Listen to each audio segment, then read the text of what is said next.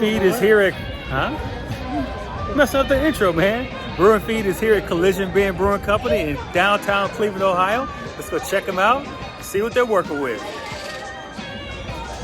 Nice patio, too.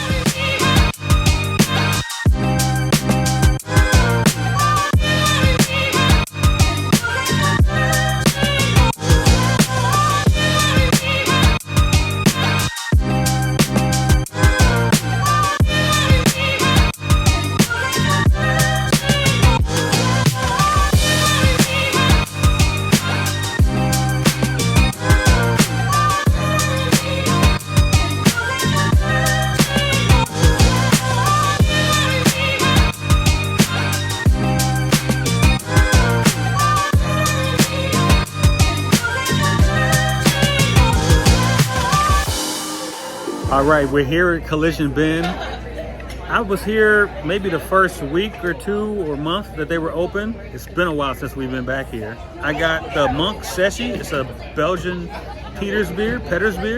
I got the number 4 Seatown American Style IPA, which you never see much of anymore. It's goofy, man. The American IPA.